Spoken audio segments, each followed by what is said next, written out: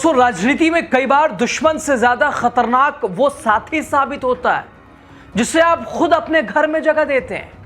और दिल्ली की सत्ता में इस वक्त कुछ ऐसा ही खेल शुरू होने की चर्चा है। दोस्तों, एक महिला नेता जो कुछ महीने पहले तक राष्ट्रीय राजनीति में गुमनाम थी, लेकिन आज वही महिला एनडीए के दो सबसे बड़े सहयोगियों की नींद उड़ाने की वजह बन रही है।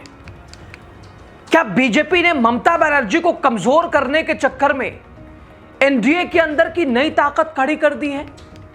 और क्या अब चंद्रबाबू नायडू और नीतीश कुमार को यह डर सताने लगा है कि कहीं उनकी राजनीतिक हैसियत धीरे धीरे खत्म तो नहीं की जा रही है या हाथ से मैदान तो नहीं निकल रहा है? दोस्तों, कहानी सिर्फ बंगाल की नहीं है, कहानी दिल्ली की सत्ता, मंत्रिमंडल और भविष्य की राजनीति की है। और सबसे बड़ी बात, जिस काकोली घोष को बीजेपी आगे बढ़ाना चाहती है, उसी को लेकर बागियों के खेमे में बगावत क्यों शुरू हो गई है, पूरा मामला ये क्या आपको समझाते हैं। स्वागत है आपका, राजनीति का खास सेगमेंट देख रहे हैं, मैं हूं जासूब रजा। ये ट्वीट देखिए पहले आप। कल तक नीतीश नायडू मोदी सरकार की बैसाखी बने हुए थे, अब नीतीश नायडू बन गए हैं रद्दी के पेपर। दोस्तों, दूसरे तो दूसरे, बीजेपी अपनों का ही क्या हश्र करती है, आप इन्हें सुन के समझ जाएंगे। बिहार के अंदर कोई पता वो बचा क्या?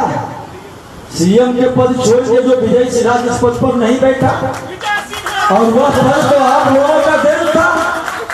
और मुझे ये अब चिंता नहीं है कि मैं अब किस पद पर रहूंगा, मंत्री रहूं या न रहूं, बिहार का सेवक तो जरूर रहूंगा। कोई ताकत इस सेवा से नहीं रोकेगा। जब तक जीऊंगा बिहारी बन के जीऊंगा, सारे बंधनों को तोड़ के और सारे नकारात्मक विचारों को छोड़ के अब बिहार के हित में काम करूंगा। तो दोस्तों, बीजेपी टीएमसी में सेंध लगाने निकली थी, लेकिन अब चर्चा इस बात की कि कहीं उसी ऑपरेशन का असर एनडीए के अंदर तो नहीं दिखाई देने लगा है, क्योंकि जिन 20 बागी सांसदों को लेकर बीजेपी खुशी में झूम रही है, वही 20 सांसद अब नीतीश कुमार और चंद्रबाबू नायडू की राजनीतिक ताकत को चुनौती देते नजर आ रहे हैं। अब तक एनडीए में टीडीपी और जेडीयू की सबसे बड़ी सहयोगी दल एनडीए में माना जाता था कि जेडीयू और टीडीपी, लेकिन अगर बागी गुट का आंकड़ा 20 के पार जाता है तो खेल पूरी तरह बदल सकता है, बदल रहा है। जो काम विपक्ष नहीं कर पाया, वो काम बीजेपी के नए सहयोगी उन्होंने कर दिखाया।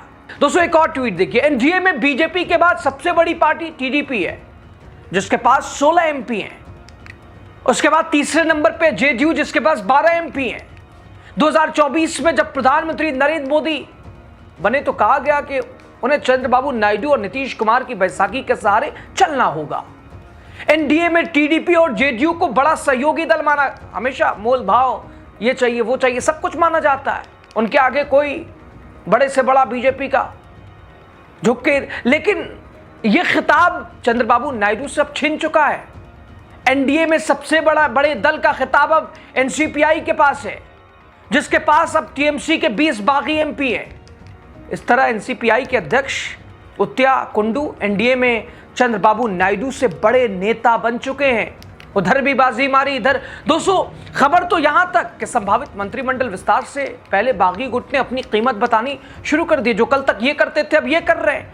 भाई, है ही ऐसी चीज ये टेक एंड गिव वाली पॉलिसी। सूत्रों की माने तो 2 कैबिनेट और 1 राज्य मंत्री पद की मांग रखी गई है। अब जरा सोचिए, टीडीपी और जेडीयू सालों से एनडीए के स्तंभ माने जाते रहे, लेकिन अगर नए बागियों को ज्यादा हिस्सेदारी मिलती है तो क्या नायडू और नीतीश चुप बैठेंगे? और यही से असली बेचैनी शुरू होती है। और यही वजह है कि दिल्ली के गलियारों में कहा जा रहा है कि मोदी सरकार अब सहयोगियों पर पहले जैसे निर्भर रहना ही नहीं चाहती है। लेकिन दोस्तों, कहानी में सबसे बड़ा ट्विस्ट अभी बाकी है। जिस काकोली घोष को बागी खेमे का चेहरा माना जा रहा था, उन्हीं को लेकर बागियों के अंदर असंतोष बढ़ने लगा है। कुछ सांसद सवाल उठा रहे हैं, बगावत सबने की, जोखिम सबने उठाया, फिर मंत्री पद और सबसे बड़ा फायदा सिर्फ काकोली घोष को ही क्यों? इसीलिए उन्हें अब थोड़ा सा दूसरी तरफ भी रखा जा रहा, बैकिंग शुरू हो गई है। यानी जिस गुट को बीजेपी अपनी नई ताकत मान रही है, उसी गुट में दरार की खबरें, और अगर दरार बढ़ी तो पूरा खेल उल्टा पड़ सकता है। दोस्तों, दरअसल टीएमसी के 20 बागी सांसदों ने जिस एनसीपीआई में खुद का विलय किया है, उस पार्टी की नींव त्रिपुरा विधानसभा चुनाव से पहले 20 जनवरी साल 2023 में रखी गई थी। पति पत्नी ने मिलकर इस पार्टी की नींव रखी थी। बंगाल के उत्या कुंडू और उनकी पत्नी शेली कुंडू ने पार्टी खड़ी की थी। उत्तिया कुंडू पार्टी के अध्यक्ष हैं, जबकि उनकी पत्नी शेली पार्टी की कोषाध्यक्ष है। चुनाव आयोग में एक पंजीकृत और गैर मान्यता प्राप्त राजनीतिक दल के तौर पर रजिस्टर्ड है।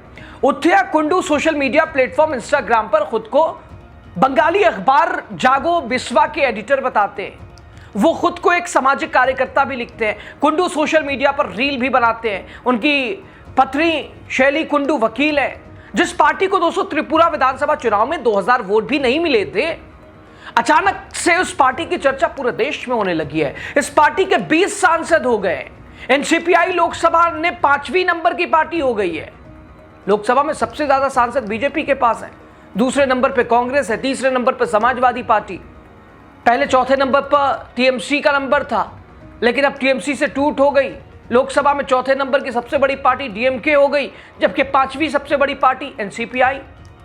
अब जरा एनडीए की राजनीति को समझिए। अगर बीजेपी के पास ज्यादा विकल्प होंगे तो स्वाभाविक तौर पर नीतीश और चंद्रबाबू नायडू की बार्गेनिंग पावर कम होगी, मोल भाव। अगर बार्गेनिंग पावर कम हुई तो क्या दोनों नेता नए राजनीतिक विकल्पों की तलाश करेंगे? क्या इंडिया गठबंधन को अचानक नई उम्मीद मिल सकती है? क्या राहुल गांधी, ममता बनर्जी इस मौके का इंतजार कर रहे हैं या फायदा इस मौके का उठा? और यही वो सवाल है जो इस वक्त दिल्ली की राजनीति में सबसे ज्यादा चर्चा का विषय है। तो दोस्तों, ममता बनर्जी को घेरने निकला खेल क्या अब एनडीए के अंदर नई बेचैनी पैदा करेगा? क्या काकोली घोष का बढ़ता कद नीतीश और नायडू की ताकत को कम कर रहा है? क्या मंत्रिमंडल विस्तार के बाद एनडीए के अंदर नई नाराजगी फूट पड़ेगी? और सबसे बड़ा सवाल, क्या बीजेपी ने अपनी ताकत बढ़ाने के चक्कर में अपने ही सहयोगियों की टेंशन बढ़ा दी है? तो दोस्तों, राजनीति में कई बार विरोधी दल उतना नुकसान नहीं पहुंचाते जितना अपने बनाए समीकरण पहुंचा देते हैं। तो दोस्तों, बीजेपी ने अगर ममता बनर्जी को कमजोर करने के लिए एक नया राजनीतिक मोर्चा खोल दिया है, तो अब वही मोर्चा एनडीए के पुराने सहयोगियों की नींद उड़ाता दिख रहा है। क्या बीजेपी अब ऐसे नए सहयोगी तैयार कर रही है जिनके दम पर भविष्य में उसे नायडू और नीतीश की जरूरत ही ना पड़े? क्या मंत्रिमंडल विस्तार से पहले शुरू हुई ये खींचतान एनडीए के भीतर बड़ी लड़ाई का संकेत है? सबसे बड़ा सवाल, क्या ममता बनर्जी को घेरने के चक्कर में बीजेपी ने ऐसा राजनीतिक दाव खेल दिया है जो आगे चलकर उसके अपने गठबंधन में ही भूचाल ला सकता है? फिलहाल दिल्ली की राजनीति में चर्चा सबसे ज्यादा गर्म है। आपको क्या लगता है, एनडीए में सब कुछ ठीक ठाक या फिर अंदर ही अंदर बड़ा खेला चल रहा है? राय जो भी हो दीजिएगा आप।